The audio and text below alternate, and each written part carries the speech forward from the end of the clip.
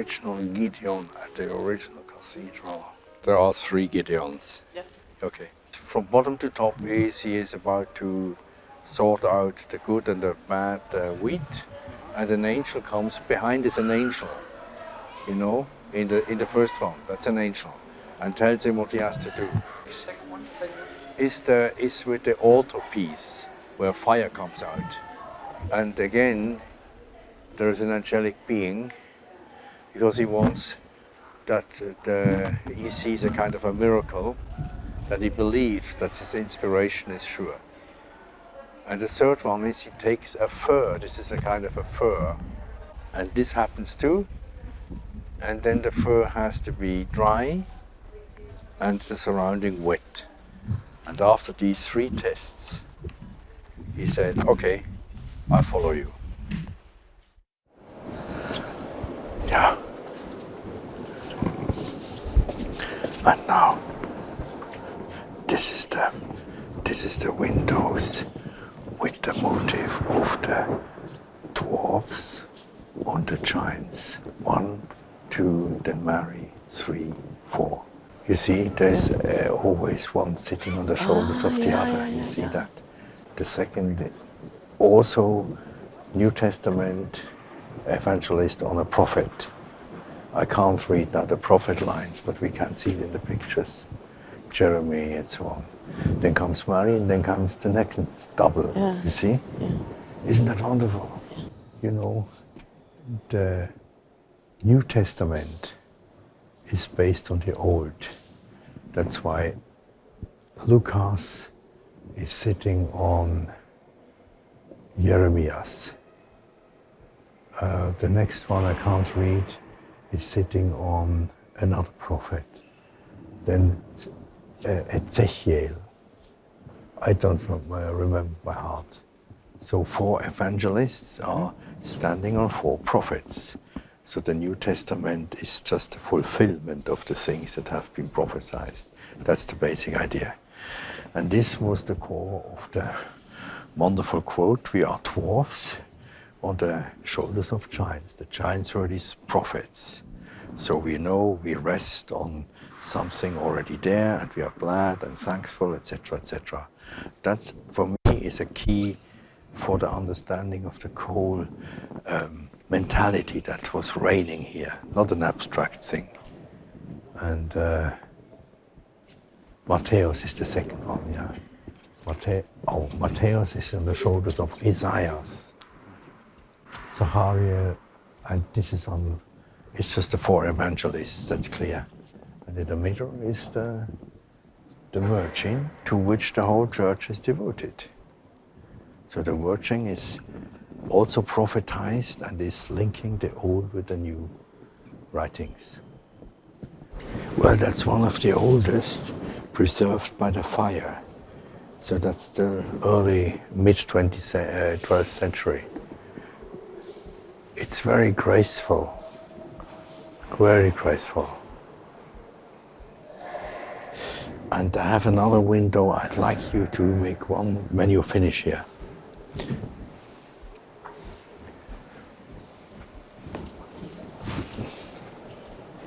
Wow.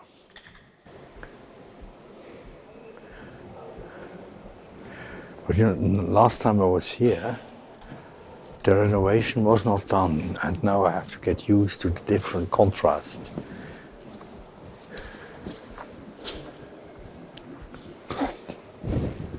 So we have to go down there, if that is possible. It's not very visible, but I'll show you exactly. Yeah, here is the best. This is the Becket window that was done after his murder, you know, to remember it. It was the Bishop of Chartres, Salisbury, I mentioned in the morning, who commissioned that. And here you see a dramatic scene up there. They're going back from the exile on a ship. That's a very nice thing there in the circle. On the right hand in the circle you see a ship's journey across the channel.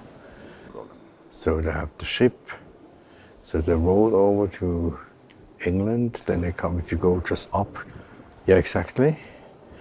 Then they come, these friends further up, come back to Canterbury, that's the Cathedral. And there you have this dramatic happening. If you go further up, you see, here is the scene of the murder. We need that. You see the sword in the head? That was quite a something. And this was coming 40s, 50s, 60s. The program, this was a special dedication to the link to School of Chartres, to this martyr by personal friendship of John of Salisbury and Thomas Becket. They were friends. And Salisbury was in the cathedral, and after this he took the blood I was talking about to here. So there was a real talisman, if you like, in the good sense, you know. And I think it was no doubt that he is inspiring this window for having this story over here. Wow. But I think the artistic beauty also, I mean, you could see that in many other pictures, of course, is great. And maybe we have to vary up where he is taken up into heaven, I think. Yeah, here. Yeah, if we look at that. The last scene up there is, he's taken up into heavens, I think. Yeah, and the murder scene, a bit down, yeah. Here is one of our 4 murderers. And this is just going into his skull. It was a mess in the cathedral. It's quite drastic, huh? And who were the murderers? These were kinsmen of the king. You know, they were just inspired. Let me get rid of this bastard. This is much later, obviously. This is not so. This part, of course, was built in the 16th, 17th century. That's not original. But you know, the people who were here, they must have had very clear eyes also, that you could say, look up there is this and that. For us, it's quite difficult. Huh? No spectacles, no cameras. But they were told, and I think they could be much more intensive in listening also. That was a living educational center. Imagine how many hours of work went into all this. It's incredible. For decades. They were not all, of course, from the same time. This is one of the older. La Belle Verrière, the urchin you have taken, is also older, but some came maybe 60 years later or so. And this would all have been bombed.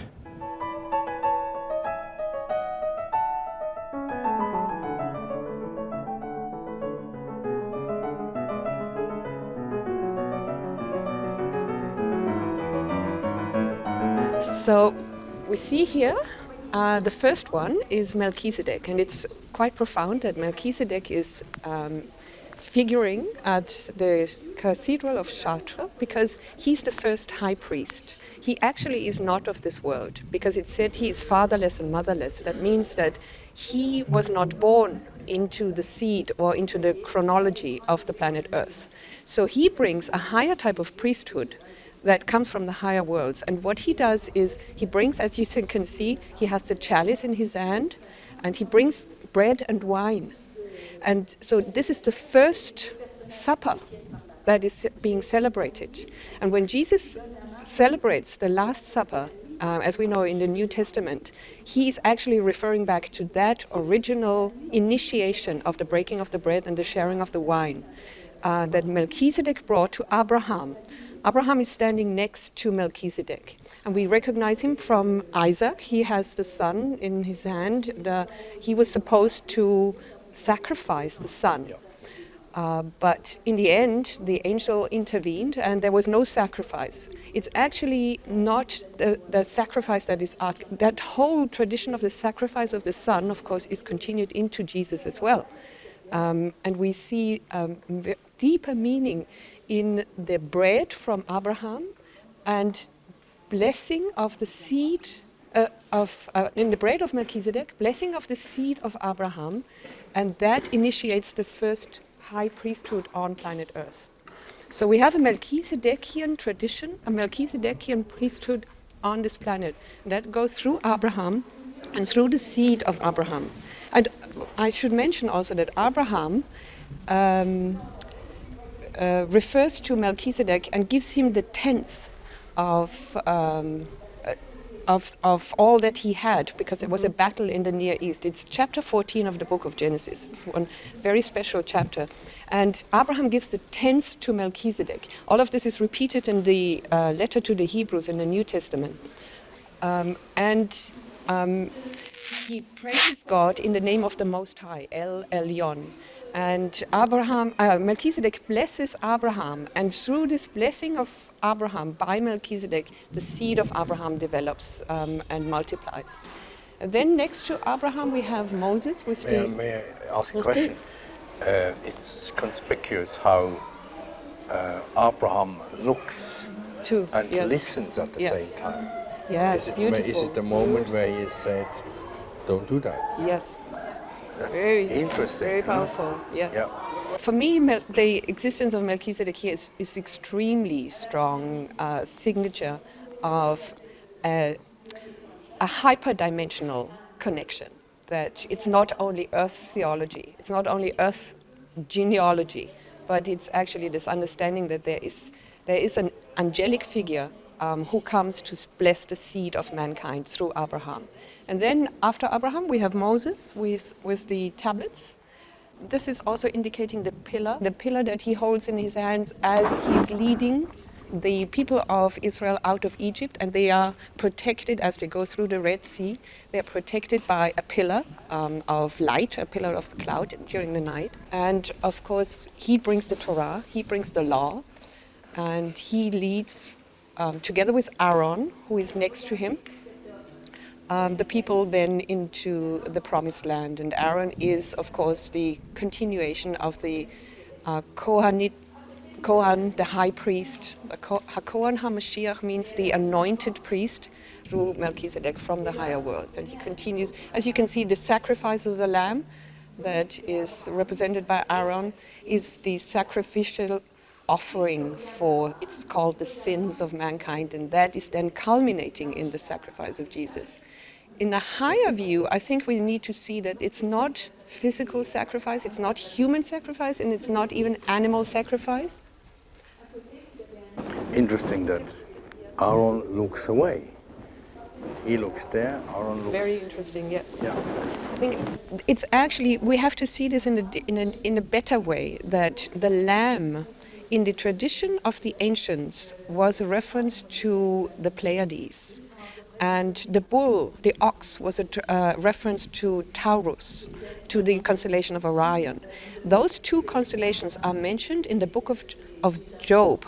This is the oldest book in the Old Testament. So it gives us a type of astronomy, a cosmology of the ancients. The Pleiades are mentioned. The Pleiades are mentioned, yes. They're called Kima in Hebrew, and Kezil is the name for the constellation of Orion. Both are mentioned in chapter 38 of the book of Job.